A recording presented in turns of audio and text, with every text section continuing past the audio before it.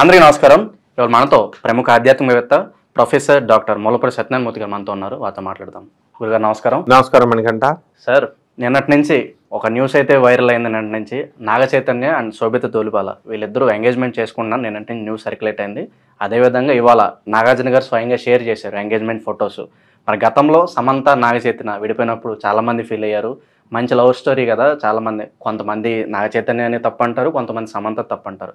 మరి ఇప్పుడు కొత్తగా శోభితతో ఇవాళ ఎంగేజ్మెంట్ అయింది. మరి రేపొద్దున వీరి పెళ్ళైతే చేసుకుంటారు. మరి వీరి జీవితం ఎలా ఉండబోతుంది, మీరేమంటారు? నాగ చైతన్య గారు జాతకంలో నాగేశ్వరరావు గారు ఎవరి ఇంట్లో వాళ్ళకి ఎవరెవరికి పేర్లు పెట్టినా నాగ సుశీల వాళ్ళ అమ్మాయి పేరు, నాగార్జున, నాగా వస్తాయన్నమాట. నాగదోషం ఉంది వాళ్ళ కుటుంబంలో, అందుకని సర్పదోషాలు కాబట్టి అవి పోవడం కోసమే చక్కగా ఈ నాగా అని పెట్టారు. తర్వాత నాగేశ్వరరావు గారిని అంత పెద్ద భక్తుడు కాదు, ఈయన ఎథిస్ట్ అన్నట్టు చెప్తారు, నాస్తికుడు అన్నట్టు కాదు. ఆయన మహాభక్తుడు. ఆయన ఎందుకంటే వర్క్ ఈజ్ వర్షిప్ అంటారు. ఆయన మన అన్నపూర్ణ స్టూడియోలో నాగ చైతన్య గారు ఆంజనేయ స్వామి బొమ్మ దగ్గర కొబ్బరికాయ కొట్టి స్టూడియోలో వాళ్ళ కుటుంబ సభ్యులంతా కూడా చేసుకొని వెళుతూ లోపలికి ఈ మళ్ళీ మనం అనే సినిమాని మళ్ళీ రీమేక్ చేస్తున్నారు కొత్త టైప్లో. అంటే భక్తి కుటుంబం, జాతకాలు నమ్మే కుటుంబం, సాంప్రదాయ కుటుంబం.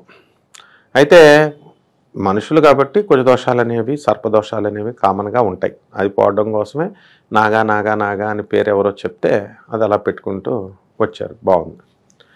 మరి అవి కుజదోషాలు, అంగారక దోషాలు, సర్పదోషాలు, కాలసర్పదోషాలు, ఇలాంటి పాముకు సంబంధించినటువంటి దోషాలు ఏమన్నా రెండో మేర తప్పదు. అనంతాది నవకుల నాగదేవతాభ్యో నమః అనేటటువంటి మహామంత్రంతో వీళ్ళు జపం చేసుకుంటూ ఉండాలి. ఓం శరవణ భవ అనే మంత్రంతో జపం చేసుకుంటూ ఉండాలి. సంపద ఎంతైనా ఈ పెళ్ళిళ్ళు అనేటటువంటివి ఇందుకే అన్నమాట ఇవి అయ్యేవి.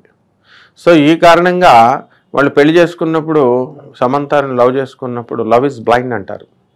సో ప్రేమగా చేసుకున్నారు, ఉన్నారు, బాగుంది. వాళ్ళకే తెలుసు, అసలు ఫస్ట్ నుంచి వాళ్ళకే తెలుసు. ఎందుకంటే వివాహం చేసుకున్నప్పుడే రుణానుబంధ రూపేణ పశుపత్ని సుతాలయం అంటారు. రుణం ఉంటేనే భార్య కింద, బిడ్డల కింద వస్తారు. ఆ కాన్షియస్నెస్ చెప్పేస్తుంది అనమాట వాళ్ళకి. లవ్లో ఉన్నప్పుడే వాళ్ళ మాటలకు మనం చూడు, కొంతమంది మనం ఎక్కువ కాలం ఉండమేమో, మన ప్రేమ ఎక్కువ కాలం ఉండదేమో, విడిపోతామేమో అని తెలిసిపోతుంది. వాళ్ళిద్దరికే తెలుస్తాయి. Because they are souls. ఆ సోల్మేట్స్ అంటారు వాటిని. ఒక సోల్ 3గా డివైడ్ అయినప్పుడు ఇద్దరు పిల్లలు వస్తారనమాట. ఒక సోల్. ఇప్పుడు సోల్మేట్ అంటే ఏంటి? వాళ్ళ ఉద్దేశం ఆత్మలో భాగం. ఆ సోల్. అందువలన ఇప్పుడు నాగార్జున గారు మరి వెంకటేష్ వాళ్ళ సిస్టర్ని చేసుకున్నప్పుడు ఫెయిల్ అయిందా, సెకండ్ అమల గారిని చేసుకున్నప్పుడు సూపర్ సక్సెస్ అయింది. ఆనవాయితీగా వస్తుంది. దీన్నే జీన్స్ అంటారనమాట. సైన్స్లో జీన్స్ అంటారు, జ్యోతిష్యంలో భావాలు అంటారు. ఈ దోషాలు కంటిన్యూస్ వస్తాయి. అదే బ్లడ్ కదా, అలా వస్తుంది.